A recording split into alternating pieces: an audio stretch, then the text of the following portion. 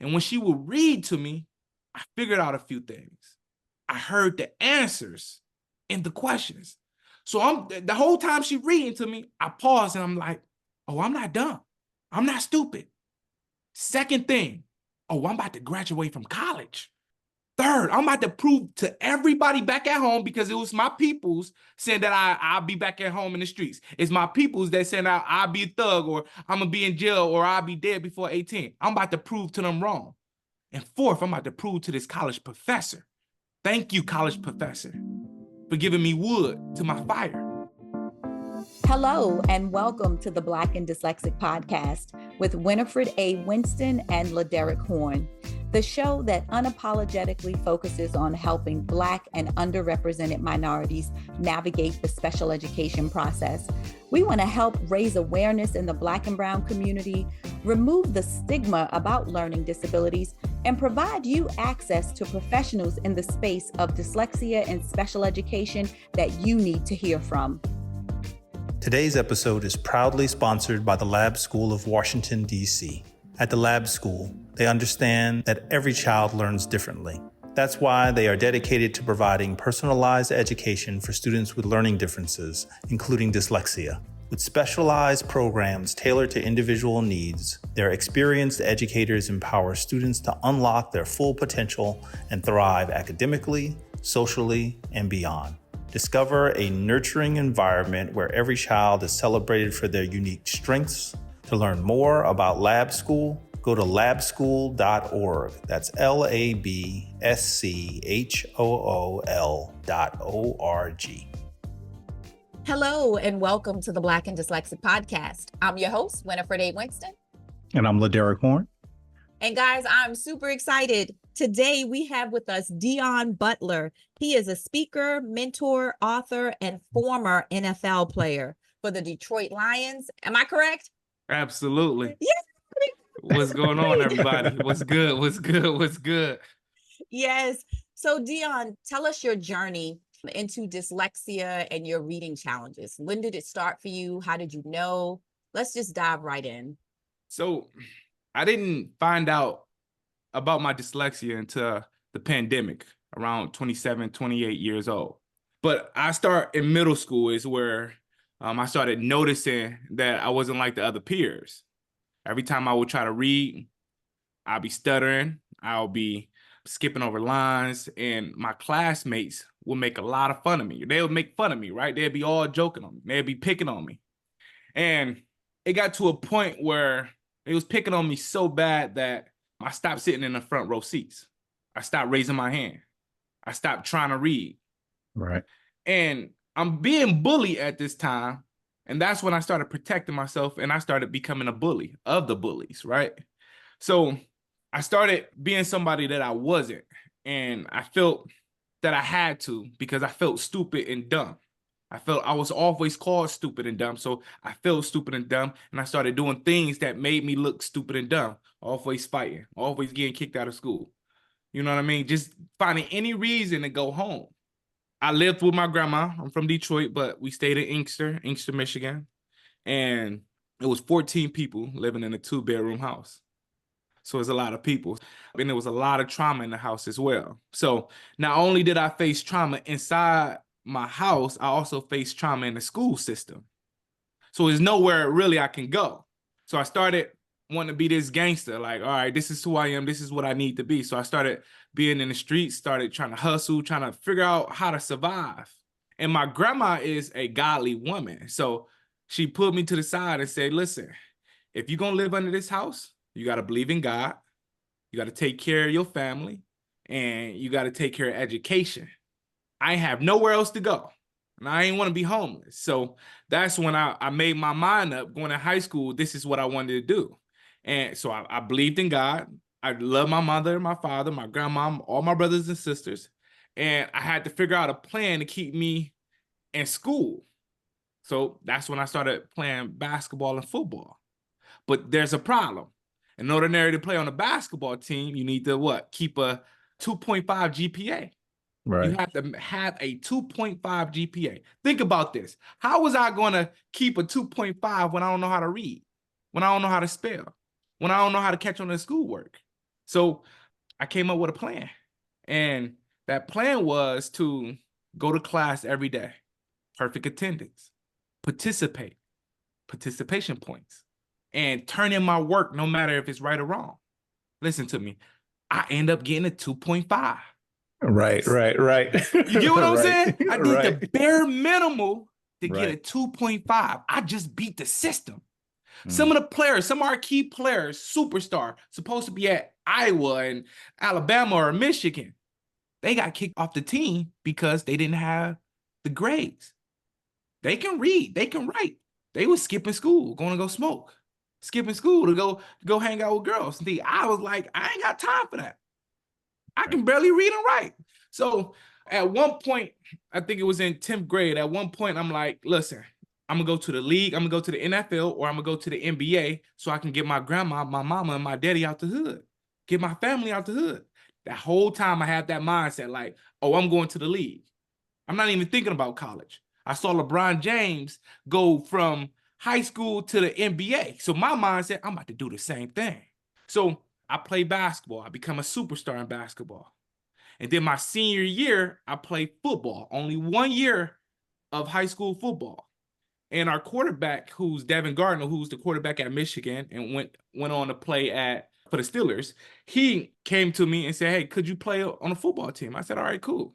When I say I balled out just that 1 year, I balled out and I was getting scholarships from a lot of schools because of Devin. The athletic director called me in his office and said, Deon, you got an opportunity to go to college. Now that's when I started scaring myself away. I'm like, no, I ain't going to college. Remind you, my sister just graduated from high school at a 3.5, and my brother just graduated from high school, and they both was going to Tennessee State to get their degree. So I'm thinking you had to be smart and intelligent. I just did the bare minimal to graduate from high school, and I can't even read and write. So I'm like, no, I'm not going to college. He like, son, Coach Carter, that's his name, and he said, son, in order to go to the league, you got to go to college. I didn't know that at the time. So I got on a bus and I started thinking of a different plan. I'm like, you know what? I'm not going to the league no more. I'm like, you know what? I'm going to hustle. I'm going to get in the streets. I'm scaring myself away from school. I only needed my grandma's approval. I just graduated from high school reading at a 4th grade level, and I only needed my grandma's approval not to go to college. So I walked to her and I told her, like, Granny, I ain't going to college. I'm going to pick these streets. I'm going to make some money. I'm going to hustle and pay the bills. When I tell you, look, she choked me so hard. About to say, ain't no black grandma on earth gonna go for that plan. Hey, man, listen, you don't mess with no grandma with that type of plan. And she was already hearing that I had an opportunity to go to college. Mm-hmm. But the real true reason is I couldn't read or spell. I couldn't handle the education the way I wanted to. So when she choked me up, and at this time she's 5'2" and I'm 6'2", she scared the living crap out of me. I'm keeping it real with y'all. And she started talking to me with power and authority. Like, it's like my ancestors were speaking through her to get to me. And she said, you gonna go to college. You gonna do great things when you get to college. I ain't go to all them school meetings to hear them words come out your mouth. I ain't worked 3 jobs, take you, your brother, your mama, your sisters into this house. And she choking me up and she talking to me. And my heart just paused. I'm scared in the mug. And she let me go. I went right in the room. I was about to slam the door, but that little lock on my neck hurt it. So I ain't slammed the door. But honestly, my grandma knew that I had a learning disability, but she didn't care for excuses. She knew I deserve an equal opportunity like anybody else. So my grandma believed in my dreams way more than I believed in them. I sat on the bed and I screamed, fine, I'm going to go to college. I'm just going to get kicked out. I'm just going to get kicked out because you got to think about it. High school and college is 2 different levels. Yep, absolutely. So I went to Central Michigan University and I thought to myself, I'm going to keep that same plan. I'm going to go to class every day. I'm going to participate. I'm going to turn in my work. Man, I just got hit with a rule of awakening my first class. I thought maybe since I play sports, I'll be able to get a degree in sports, right? So I took a class, sports management. I'm thinking it's just all about sports. I go to this class in this auditorium. The first day of school, I sit in the front row. I got all these people in this big auditorium. And the teacher say, who knows this city? The professor, he said, anybody know this city? I raised my hand. Oh, I know it. I'm thinking I'm about to use that same plan. I say a state because I didn't know my cities from my states. Whole auditorium laughing at me. Everybody, my football brothers is in here. Everybody in this class is laughing at me. Now, I was cool with just being the class clown because that's how I got through high school, just by blending in and being funny and outgoing. So I was cool with the class laughing at me, the whole auditorium. But it hurt my soul when I saw this white professor laugh at me. And I had to sit there, and he was laughing his butt off. Then he quieted the whole auditorium, and he looked me right in the face and said, I don't know how you ever made it to college. And you will never graduate from college. You will never accomplish anything. Now, at this point, I'm being real with y'all. I'm like, tears is coming down my face because I already knew I wasn't smart. I already knew that I couldn't read. I already knew these things. But now I'm on display in front of the whole auditorium. So he quieted everybody down and started teaching again. After class, I went right to my dorm and I called my grandma and I started screaming. Remind y'all, I couldn't talk clear. I don't know why I know now, but I didn't know why I couldn't talk clear. I didn't know why my words was jibber jabber. And I didn't know why my brain worked that way. And I called my grandma, and the only way I could talk clear if I'm screaming, and I'm just screaming at her like, Granny, this teacher just told me I'd never graduate. He just called me dumb in front of the whole class. And she said, who you yelling at? I started yelling again, like, Granny, you ain't listening to me. This teacher just called me dumb and told me I was stupid. She said, you better take some of that bass out your voice. I said, Granny, you ain't listening. The teacher just called me dumb. She said, okay, now we getting somewhere. What my grandma said next was the best thing that ever happened to my life. It changed my whole perspective of college and also the world. She said, Deon, it's okay to ask for help. She said, Deon, it's okay to ask for help. I sat there on the phone and I thought to myself, my grandma would never steer me in the wrong direction. I just got to let go, let that ego go and just ask for help. Right. So the next day I walked right into the disability office and I screamed, I need some help. I need some help right now. I took that literally. The executive director, the chief, came out her office. It was like 7 or 8 people inside this office. Everybody paused. The executive director, the chief, came out and said, nobody touch him but me. You follow me. So I did all this evaluation and they diagnosed me with ADHD, right? They didn't find out nothing about my reading problem. They just said that I'm a slow reader, I would go to my disability teacher every single day and I realized a few things. She couldn't do my work for me, but she can read the questions for me because that's where I needed help at. And when she would read to me, I figured out a few things.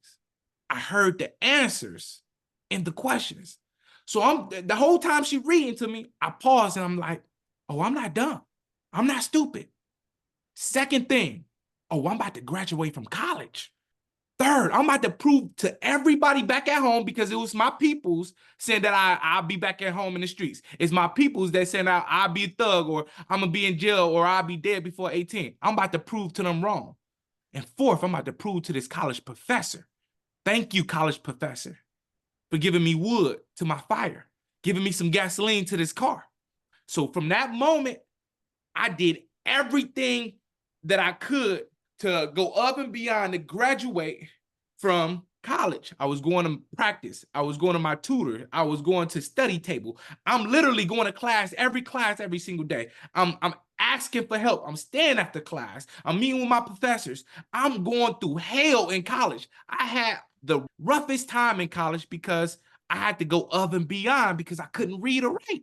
I can write, but I couldn't really write straight. And I can master reading, but I didn't know how to read. So I will memorize words in the dictionaries, on the worksheets. So I will do all these things. And on top of that, going to football practice at 4 o'clock in the morning, trying to juggle this whole thing. I couldn't read the playbook. On the football side, I couldn't read the playbook. And I struggled, and I gave some of my teammates the worst times because It wasn't their fault. And when you mess up, you got to run suicides. When you messing up the plays, the coach got to discipline you. Well, everybody thought I wasn't reading the playbook, but it just wasn't coming to me easy. I was studying the playbook morning to nighttime. So now my teammates hate me. They thinking I'm slacking off. I got all this talent, and they thinking I'm slacking off. My coaches I'm meeting with the coaches, and they getting frustrated, just like my teachers was getting frustrated, just like my parents was getting frustrated, right? So I'm seeing all this stuff happening, and I can't do nothing about it. And I'm still not telling people that I can't read until my senior year. So I wasn't able to display my full God-gifted talent until my senior year. That's when I memorized this playbook, and this playbook was like a dictionary. And my position coach came to me and said, Deon, what's going on? Why are you messing up the plays? Why are you going the wrong way? And this same coach is the coach right now, the head coach at Michigan, Sharon Moore. He's the head coach at Michigan right now. And he was my position coach at the time. And he came to me and he said, what's going on? Just talk to me. And this is a brother. This is a Black coach. He came to me heart to heart, and he just be real with me. And I'm so scared because everybody that made fun of me, I'm traumatized at this time just to tell anybody that I can't read. I'm asking for help, but I'm not telling people I can't read. And he man, you gifted. He said, you one of the most talented players on this team, but we can't play you if we don't trust you. And he's standing right in front of me. And tears coming down my face, and I just let go. I say, Coach, I can't read. And I'm expecting him the whole time just to start laughing and start going crazy on me, start doing what everybody else do. But he's no, I got you. He said, this is what I'm gonna give you some examples, and you go from there. Because I was messing up the audibles the most, right? So if I learn the plays, I still got to go through the audibles. And if you don't know what an audible is when a quarterback say 44 East, 44 West. I didn't know my East from my West. So every time the quarterback would make an audible, I mess up. But Coach Moore was like, when you hear West, it sounds like left. It rhymes with left. I said, oh. He said, what is East? I was like, it's right. Coach Moore made me feel so comfortable to the point where he gave me examples to learn. So I'll be on a whiteboard with color markers and just using examples to learn a playbook. At this time, I'm getting comfortable now. Now I'm embracing a playbook, and I'm about to show it on the field. Boom, I have a breakout season. I balls out my senior year to the point where after the season, the head coach called me to the office and said, every NFL scout is recruiting you right now. Boom, I graduate. I graduate from college reading at a 4th grade level. I just graduated from college reading at a 4th grade level. So I didn't get drafted when the NFL came around, but I got signed after the draft. And that's when I chose to pick Detroit Lions. So I just went through all that hard work. I just built this long relationship with this coach. And now I got to go to the next level. Now the NFL playbook is way much harder than the college playbook. All right. Next level. Next level. Next level. You get what I'm saying? I'm on the next level now. I'm on a whole nother level now. So I'm thinking to myself, once I walked in the locker room, I see Calvin Johnson, Matthew Stanford, Eric E. Brown. I'm seeing all these players, and it's like a dream come true. Right. I'm about to get my family. My mind is I'm about to get my family out the hood. Y'all know what I'm talking about, right? Where Absolutely.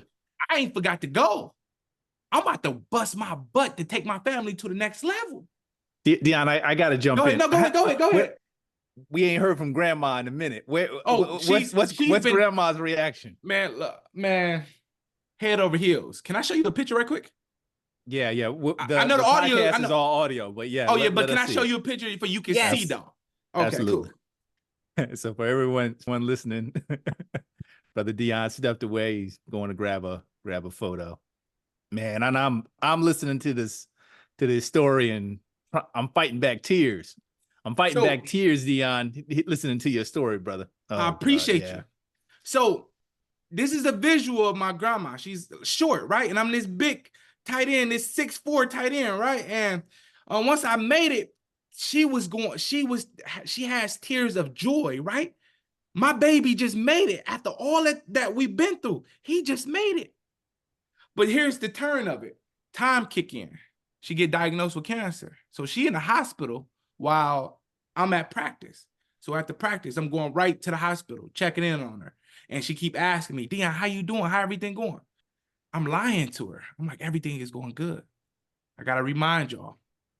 Once I sat down in the meeting rooms and we didn't have a playbook, now everything is digital. First thing I'm looking to see if I can master these plays, because that's the only thing that can stop me from reaching my full potential. I go to the plays and I just swipe it. Can I be real with y'all? Absolutely, please. I said, oh shit, not this again. I'm literally looking at these and I'm like, I can't really see what I can't say what I really want to say because a burst of fear just jumped on me. Now I'm overthinking everything. And I'm looking around in the meeting room and I hear my grandma's voice. All you got to do is ask for help. But I'm looking around and I'm seeing all these grown people, all these grown men, and they all superstars. These other players, they superstars. Right. In college, you cool, right? You with your peers. But I'm with some people, they grown. First thing I think, okay, they're gonna laugh at me if I ask for help. And then if I go to the coach, he gonna start docking things off, right? Oh, he can't read. We don't need him. Oh, his IQ is low. All this stuff running through my mind. All I do is gotta get up and ask for help. Everything that I had to face in the past started coming back. If you ask for help, you're gonna get cut. They're gonna look at you like you dumb, like you stupid. Everybody's fighting for a job here. They don't care if you can read or not. They want the job done. They paying you millions and millions of dollars to do the job right. They don't care about nothing else. So I said, okay, cool. I ain't gonna ask for help. I'm just gonna overwork myself on the field. Boom. I'm balling out at practice. I'm doing everything. I'm going through the drills. Even Calvin Johnson come up to me and shake my hand. Homie, you can catch. You got some hands. You run good routes. Go back to the hospital. Grandma say, how you doing? I said, Granny, everything going well. I ain't want to bring my problems to my grandma at this point. Knowing she my cheat code. All I got to do is say, Granny, I'm struggling again with the playbook. But now I see her on the bed. Boom, she's dying with cancer. Okay, cool. I go back to practice. Coach hit me up and say, hey, you got to go to the front office. Detroit Lions just cut me. I'm messing up the plays at practice. Boom. I said, okay, cool. They called me back. They must have been sitting around and said, he got some game. He can play. Let's see if this wakes him up. Let's see if this is going to help him in the playbook. I think that's what I'm thinking. Like, maybe he going to finally open this playbook. Boom. I say, all right. I come up with a plan. I say, I'm going balls out at practice. I'm going to do everything I can, except tell a coach that I can't read. I balls out in the biggest scrimmage. I scored 2 touchdowns. Coaches going crazy. The crowd going crazy. Players on the team going crazy. I run back. Coach put me to the side. Like, that was a great catch. That was a great route. But do you know you just scored a touchdown going the wrong way? Oh, my goodness. Oh.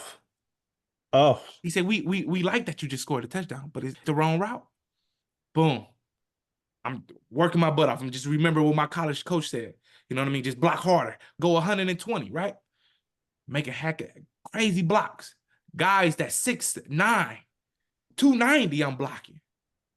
Coach is jumping up and down. Damn, Deon, that's a good block. Come here, let me talk to you, though. That was the wrong block. You keep messing up the plays. Why are you not in the playbook? So we get in the meeting room, and I remember my position coach say, we know who's happy to be here, and we know who want to be here. And I remind you, I love the kids. I'm all for my youth. So after practice, I go and I hang out with the kids. I'm giving them my gloves. I'm giving them my shoes. Anything to boost their confidence up. And the coaches see that. So they like, he's happy to be here. He really don't want to be here. Instead of him being in that playbook, he's trying to be glamorous. But that wasn't the case. Boom, they cut me again. And my grandma died.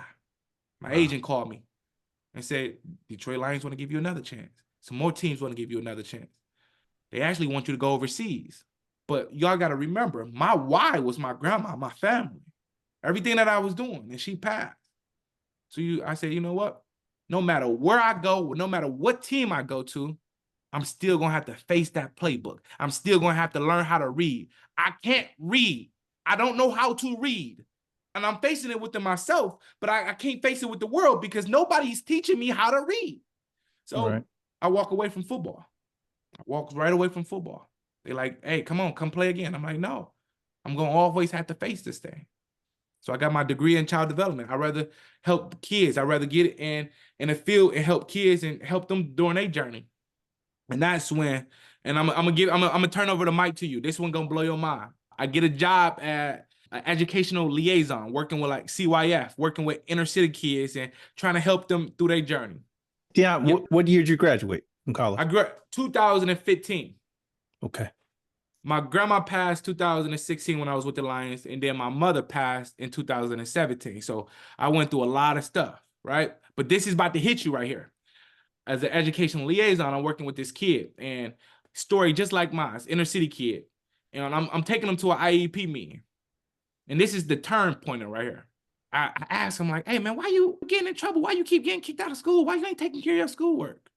And he finally just opens it up. Man, Mr. Deon, man, I can't read, man. I'm always hungry, and I'm tired of these foster homes and this and this. So I just tell him my story. I'm like, look, man, I graduated from high school and I couldn't even read. I graduated from college and I couldn't read. He like, no, Mr. Deon, man, you lying, bro. This is a gangster. This is a full gangster kid. This kid is a full hood nigga, right? Right. He like, man, Mr. Deon, you lying, man. You can read, bro. You professional. You got this big time job. You do art. You got this nice car, man. I'm like, man, listen, I worked my butt off, but I couldn't read. We go to the IEP meeting. He like, you know, he like, you know what, Mr. Deon, I'm gonna change. I'm gonna get my stuff together. We walk into the IEP meeting room. You got the teachers, the lawyers, the caseworkers, everybody. This kid is ready to fix his problems. As soon as we walk in there, they jump down his throat. Whole time I'm looking at his schoolwork, and I'm like dazed off because his handwriting looked just like mine. His spelling looked just like mine. And they jump down his throat. That's what he did. He blows up. They backed him in the corner and they like punishing him. And he couldn't even get a word off. In that moment, I realized, okay, I can't be in this work field because I can't do anything about it. And when you're working for somebody, you can only do certain things, right? Your job description. So that's when the pandemic hit. I started running on the trails, and I'm going for runs because there's nothing else you can do. Right. My wife tells me she's pregnant. Instantly, like, this need to fix my reading problem jumps on me. I go to the trails and I started talking to God, confessing, God, I don't know how to read. I did everything I was supposed to, God. Why can't I read? I stayed away from the drugs. I stayed away from the gangs. I did everything I was supposed to. I didn't even want to go to college, God, but I went to college. I did everything that I was supposed to do. I stayed away from the trouble. I'm a good man. Why can't I read? I want to be that father that read to my daughter. My father didn't read to me. Nobody read to me. I got a problem, and all I want to do is read to my daughter. God said, go fight for education. This is what I hear. I said, God, how can I fight for education when I don't know how to read? I don't know how to speak. He said, I'll be with you, son. And I'm running, and I'm just confessing, and I'm thanking him. Boom, I get on Facebook, and I started telling my story because he said, go fight for it. I just started telling my story. This is what I did. Then I run into my tutor. Then she teach me the Orton Gillihan. 3 years, I worked with my tutor from the pandemic to now, working with my tutor, studying. But before I learned about the Orton Gillihan, I was in a basement and I had ordered 3 books and I'm studying how to read. And I realized a few things. Okay, I'm missing lines. I'm skipping words. I can't say certain words. I take a nap. I fall asleep because I'm working my butt off. And I hear dyslexia, dyslexia. I wake up screaming, dyslexia, dyslexia. YouTube it, because, you know what I mean? That's only, you know, now It's the research, right? Yeah, that's the research. Right. Couldn't find nothing. So I'm spitting everything on social media. And then that's when my tutor introduced me to the Orton Gillihan. Then we working together. The OG. how to break down syllables and everything. And I say it was the best experience. I'm crying like in real tears, going through this whole journey of learning how to read. And then I break through. Then I'm reading books. I didn't even used to read the Bible. I could only listen to it. Now I read the Bible and I decode everything. I got a reading addiction problem now. Okay. You get what I'm saying? Like, I read to my daughter and she reenact what I do. And this is why I do what I do. I got to tell this to the whole world because I know I'm not the only one. So that's where I'm at right now. You get what I'm saying? Oh my goodness. All right. All right. I don't even know what's next. Like, I'm just listening and I'm like, oh my gosh, like, oh my gosh. And when you said from middle school, when you started acting out, at first you were sitting in the front. Yep. You were participating. You were locked in. And the sad part is with our young Black youth, they look at behavior and not the academics. You were sitting in the front. Why nobody said, well, look, why you go to the back? You were just in the front. They looking at behavior, and they started with the suspension. So like you said, I thought I was dumb, so I started acting dumb. So I started doing dumb shit. I mean, I'm like, oh my gosh. And then it just carried on through. It follows you. Amazing. You got to think about it. Like this whole journey from middle school is like, I'm seeing something different from my perspective. All these people acting the same. When you can't read or write, they treat you the same way, like you dumb. But really, I'm intelligent, super intelligent. You get what I'm saying? Some of the most genius are dyslexic people, people with dyslexia, people with learning disability. So I'm seeing all these people act a certain way. Guess what I started doing? Started believing in it. Society's telling me I'm dumb. Really, internally, I know I'm smart. I know the answer, but my internal voice is like, no, don't say it. I know how to fix the problem, but internally, it's just, if I say something, they're going, oh, no, you stupid. We don't believe you. You can't even read. You see what I'm going with that? It's like from high school, middle school. From middle school, high school to college, I'm seeing the same behaviors from teachers, from my peers. And it's like, you know what? Why would anybody want to say they can't read? When we pound people that can't read, we don't give them the job they need when they can't read. We don't elevate them. It's a catch-22 because it's like, okay, you can't read, but they know when they're engaging with you, they're talking to you, that you're not dumb. Exactly. So right. that's when they say, oh, you better work hard, or you playing. You know what I'm saying? Because when they're talking to you and they seeing you, they're like, oh, you're smart. They're not even thinking. That's the misconception, is that if you can't read, you lack intelligence, right? Reading and intelligence do not go hand in hand. Right. So when you're intelligent and they see all of that, they just assume you're reading. Right. And so that's the catch-22 with it, because when they engage with you, your coaches were like, we know you the bomb, you good, you a damn hard worker. So they see that you're not slacking off there because you're a hard worker, but then you can't read. So they don't even understand what you're internalizing and how you are internalizing that and what you're dealing with. That stigma. Who's that first college professor? What's his name? I know, right? I know, man. Look. Don't listen. We ain't going after him. Don't go after him. But look, had a whole audience. That's the thing. Seeking That's this the guy thing. out. That's the thing. I thank him. You know what I mean? I truly thank him because without him, I wouldn't have went to my grandma, and then I wouldn't have asked for help. And then I wouldn't have realized how intelligent I'm truly am, you know, that I'm truly are, right? If that makes sense. So it's like, you know what? I don't even want to hate you. I don't even want that in my heart, but I am going to tell you I'm going to tell people what you did. You know what I mean? Yeah. And Deon, I want to go back. You know, like one of the reoccurring themes in your story is this openness to go for help. And I'm really touched. Like I'm fighting back tears, and in part it's because you're in many ways telling my own story, you know, and I think the story of a lot of us who have struggled through education, you know, with dyslexia, particularly the not knowing what is possible when we start asking for help. And, you know, I really was connecting to you when it was like you walked in that disability support office in college, and it was the tutor, the support staff there starting to read the stuff to you, and it clicking, like, not only am I going to, you know, be able to learn this stuff, but I'm going to graduate from college. And just, if you could just, you know, like just speak to the audience that power of asking for help and using those accommodations and those supports. So once I figured that, you know, the help was the key, that's when I started owning it. So to the people that's listening, no matter where you are, no matter how you learn, once you own it, you become powerful.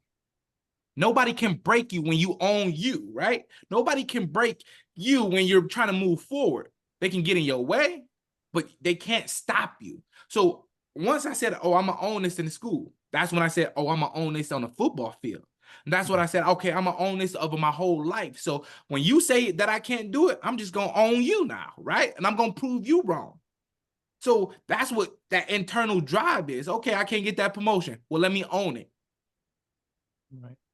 If that makes sense? It's like, once you absolutely. own this, you build that internal drive to make sure that you finish whatever you start.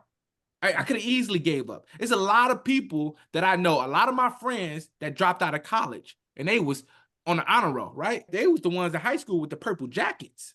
And it's like, okay, cool. I ain't giving up. All I got to do is keep fighting through it. Yeah. But that adversity is what's making you stronger. And I'm also, I've had an opportunity to connect with a few folks in the NFL, and as you're telling your story about being a professional athlete, struggling with the plays, and having to constantly feel like you got to take it up another level physically. I'm just like, I'm just like, yo, I know you're fighting a battle emotionally, right? Because there's that shame and you're not be able to open up for help. But I have to also, and I just want to like highlight this, the physical toll of what you must have been doing. I mean, the NFL is enough physical punishment, but I can imagine kind of where you were taking it. Your physical and your mental were both being stressed tremendously. Absolutely. And I mean none of us should have to go through that, but it is that adversity that makes us stronger, makes us stronger. When you have a why, which was my grandma, and no matter what your why is to anybody in the audience, when you have one person that's helping you and that believe in you, that's all you need, right? So I was willing to sacrifice my body, right? Go through all the pain, all the hard work. And I was willing to go through the shame too, mentally. But I lost myself a little bit when I couldn't find an answer to why I couldn't read. Like, it makes no sense, right? I'm doing all this hard work. I'm asking for help. I'm studying. Why is it not clicking? But soon as I found out that I was dyslexic, everything started making sense, right? So like the whole time throughout my whole journey, right? All the trauma that I'm going through, that's the storm, right? The storm that you're carrying, that you can't read, the shame, and it's all over you. But soon as I learned that about dyslexia, it went away. Mm. It's like there's a name for it. There's a name for it. This is I got the cure, right? And I'm not trying to say Right. I'm sick, because it's not a sickness at all. But at the same time, that's how I was moving through life. It's like people feeling shame for me, and I'm feeling shame about this. This is like nothing to be ashamed about. It's nothing to be ashamed about not knowing how to read. The shame come from is not figuring it out, right? Like not caring that you can't read. We should care about these things, because reading is some of the most important things in this world. And when you can read, people assume you're intelligent, or they assume you smart. They give you that promotion. They give you that raise. They don't disrespect you, right? But you coming off as you dumb and you can't read, that's when you start getting the feedback of the negativity from other people. Yeah, absolutely. Brother Deon, we know that you've made this pivot now into sharing your story, but it's clear on your website, and we sort of prepped before we started recording. What's the work you're doing now around legislation and policy work connected to dyslexia? Can you just talk to the audience about what that is and why it's important to you? So, absolutely. Some states do not consider dyslexia being a real thing in a way, or a real, it falls under the category of learning disability, but they don't acknowledge it in the school, and they don't have a tool for you to fix it or help you. So some of these teachers are not trained in spotting kids with dyslexia. So right now I'm working with a lot of legislations, and I'm working with a lot of people on the bills about the science behind reading. There's truly science that's proven that if you take this route, everybody will learn how to read. Just not a certain population, just not a 50% of people, but the left brain and the right brain of people. Everybody have a brain, and either you left brain or you right brain, or you ambidextrous, or whatever the case that is, right? So right now I'm in this fighting with the legislation, passing bills and telling my story to get people to see that this is a real thing. And once you're able to use the science behind reading, then we are able to fix the problem. I couldn't even give interviews during football because my mind, my brain wasn't connected or activated, right? And I couldn't speak. So they wouldn't let me do interviews. I couldn't call plays. I couldn't do none of them things. But how do I sound now? You sound great, brother. You didn't speak. Man, listen, brother. Once I learned how to read, it's like, it's a part in the brain that started glowing up. I was MVP and I couldn't go to the microphone, right? I can't even tell my story or why I balled out. News reporters asking about me, but they had to like redirect it because I couldn't talk clear enough to get my point across. I make a lot of sense right now, and I'm very confident about what I do right now. all because the science behind reading, the connections that I made. Then I started making sense. So right now, I'm showing them that this is real. I'm showing them that the kids, the people that's in prison, they're intelligent, but they can't read. And they're reading a fourth grade level. It's a connection there. When you can't read, people assume you dumb. And when you assume you dumb, you have to find a different way to survive. And the only way you can figure out how to survive is by doing something to make some money or whatnot, right? There's a pathway there. So my goal and what I'm hoping is to save the future kids that's going through these same things so they won't go that other route where they have to go break in somebody's car, where they got to sell drugs, where they got to put on this fake persona that I'm a gangster, when really you a good person in the heart. You just trying to make a way. And I ain't doubting you and I ain't sweating you at all, but you just trying to make a way. You scared. The truth is you scared to tell people you can't read. Yeah. And you should be. Mm. So that's what I do for the law. So when they pass these laws, now the teachers get to catch it. Now the teachers give you the right tools to the parents so the parents can properly advocate for their child. They can properly say, hey, this is why my child can't read, or this is the reason why my child needs this extra help. So it's to educate the parents and the teachers to be able to support the kids the most, because that's who interacting with these kids right now. The most is the teachers and the parents. Yeah. Then that's how we guide them. Boom. Yeah, it's key. It's key, and I don't think enough people in society generally understand how our educators aren't prepared to educate all students. There are some folks who can just sit in a classroom and get words thrown at them and they're going to pick up literacy. They're going to learn how to read, they're going to learn how to spell, and they're going to be all right. But there's a lot of us out here that need science-based, much more regimented programs, and that the level of awareness about what dyslexia is in our educators is still very, very low. And so they're focusing on behavior.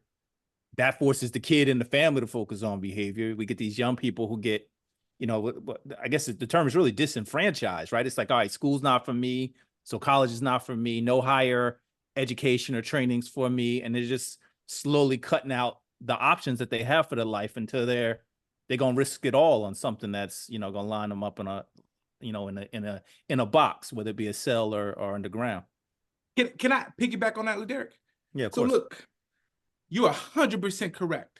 So I'm right now a motivational speaker. So I'm going to every community. Let me tell you what I see.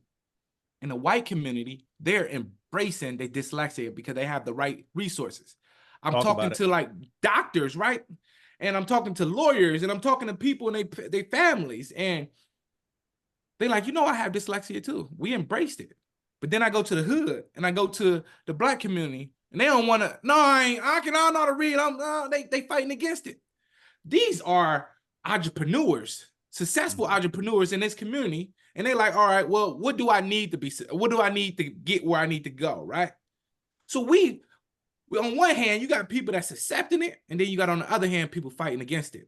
Now, I'm not saying this is most, not all, right? I'm not about to say everybody fighting against it and everybody's going to be successful. But what I do know for a fact is what I'm seeing. When you accept it at a younger age, you get the right resources, you get an equal, fair and playing ground on the battlefield. Right. Do that make sense? Instead of having to fight through all the jungle and all the stuff that go trying to hide, they like, no, look, what do I need to do? Walt Disney. Mm-hmm. You get what I'm saying? Like, think about Walt Disney. He was dyslexic. And then he got help around when he was in middle school. Now nobody will never forget Walt Disney. Right.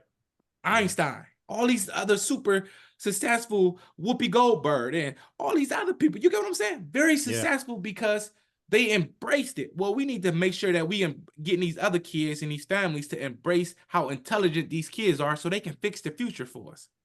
Yeah. Yep, absolutely. Oh my gosh, this has been wonderful, Deon. I can't thank you enough. Like this has been amazing. So this is the episode I think we have spoke the least. We just like, let's just be quiet and let this brother tell his story. Absolutely. I appreciate y'all. Absolutely. So with the legislation, is that just in Detroit? Are you helping others in other states? How are you So- getting the word out? So right now it is in Michigan and Lansing, and which is the capital. I am working with a few people in Pittsburgh, but not as strongly because it takes a lot of work to get these laws passed. And then when you talk about trying to switch the game up or switch a whole program in an organization or in a state, you know, you have the kickback people, the people that fight against it.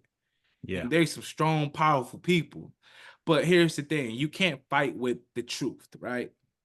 And some of these people that's fighting against it, their kids are dyslexic.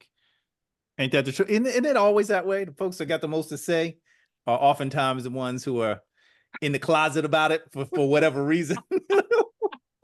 For real. So I am doing it in different states.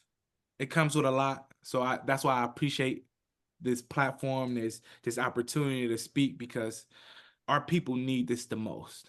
And the more we educate our own people, the more we'll be able, society will be better in the long run. So to answer your question is, right now it's East Lansing, a little bit in Pittsburgh, but I'm most definitely, I'm trying to be careful with my words, I'm opening up to working with other legislatures in different states. Sneakily, I am doing some of it, but right now I'm sticking to Lansing and Pittsburgh a little bit right now. Yep. Yeah. Yep. Yeah, your time is valuable, and we're gonna wrap up shortly. But the questions occurring to me, and I wonder, since you've been more open about your experience, more aware, and then talking about your experience with dyslexia, have you heard from or been in contact with any of your old teammates or any of those old coaches in the NFL? You know, and I'm thinking about the being cut and what have you, but you know, now it's like you can point to, hey, here's what the challenges were. Do you hear from them, or you're in contact with them at all?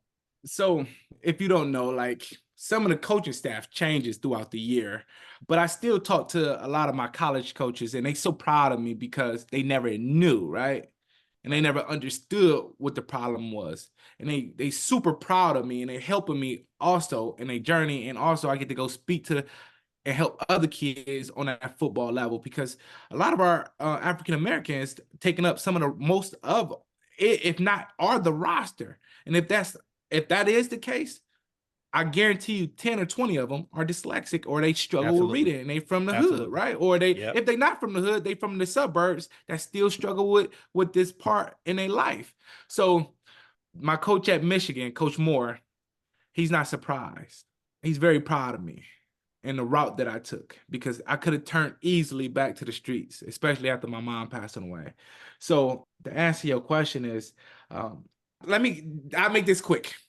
When I first told the world and my peoples back at home, and it be your own peoples, man, sometimes. I told some of my friends who I thought were my friends, that I told them that I was dyslexic, and they was like, oh, he's stupid. We're going out to eat, and I'm paying for it, but I asked for some change, and they just assumed that I'm just dumb, right? And they cheated me out some money, and I'm watching the whole thing, right? And I didn't even say nothing, because it's like, like, if it's that bad, then I thank you for showing me who y'all are, right? But that's just not with my own peoples. It's in the world, you know what I mean? Constantly being ripped off by people that think you stupid, man. So it sucks to know that people think you're not intelligent or you stupid, and they can try to pull whatever tricks on you. You know what I mean? So I'm gonna leave with that, man. It's like, we must do better. We must help one another. We must continue to educate one another. And if you are struggling, please let somebody know so we can help you and get you where you need to go. Right. All right. Brother Deon, man, as we close out, do you have one piece of advice that you want to send out to, and I would say both the educators, but also the legislators, the policymakers who, are, now wrestling with some of these bills related to dyslexia screening and making sure that our educators have the supports they need to help students who are dyslexic? What's your piece of advice out to them? So to any educators, to any lawmakers, to anybody that's listening to this, number one, dyslexia is real. Number two, education is the key to success. Education is the key to success. And if we want to build a better life for the future, we must educate our young people. We must educate our young people. That means we must pass these laws. without any fight. If it's helping us, if it's going to better us, we need to pass it. So in the future, we don't have to run through these same problems no more. Right? And if education is the key, then let's unlock some of our people out of jail, out of prison. Let's help one another to become better. And I don't care what community it is, Black, Hispanic, white, whatever the case may be, but let's help one another. And remember, education is the key. That's what I got to get to my peoples, man. Oh, thank you right. so much, Deon. That was amazing. So there you have it, guys. This has been a wonderful episode. We're so grateful for Deon sharing his story, and just stay tuned for our upcoming episodes. Hold up, before we close out, Deon, if folks want to reach out to you to support the work you're doing, be in contact with you, help you with, there are a lot of folks that are hosting conferences and different events and could use a talented speaker like you. How should they reach out to you? So you can go on my website, www.deonbutler.com. You can follow me on Instagram, the dyslexic_king. And oh my goodness, I love that, brother. I love that. God blessed me on Father's Day when I was going through all this stuff, and he gave me a daughter. I done fought for everything, right? And he said, here you go, son. You become a king. You become a prophet. You become a leader. And one thing that I asked for was to be a good man and a good father. And he blessed me with a daughter on Father's Day. So I named myself the dyslexic_king, and I owned it. And on Facebook, you can find me under Deon L. Butler. So remember, it is 2 Deon Butlers in this world. One played for the Seahawks and the other one played for Detroit Lions. Man, it's hard because we run into it. But if you do want to reach out to me, the best bet would be on my website. It's www.deonbutler.com. All right, Deon, thank you so much. And there you have it. Another episode of the Black and Dyslexic podcast with Deon Butler. Thank you so much. Tune in next week, where we'll continue to bring you lived experiences and more unfiltered conversations with experts in the field around all things Black and Dyslexic. Make sure you subscribe and follow the Black and Dyslexic podcast, where we educate, empower, and equip Black and underrepresented minorities. The Black and Dyslexic podcast is partially funded by Morgan Cares and the Center for Urban Health Disparities Research and Innovation, awarded by the National Institute of Minority Health and Health Disparities. The Black and Dyslexic podcast is sponsored by Dyslexia Advocation Incorporated, a 501c3 charitable organization located in Baltimore City, Maryland, whose mission is to equip parents of children with dyslexia and other language-based learning disabilities with the necessary tools to help their children become successful readers. You can find them on the web at www.soallcanread.org.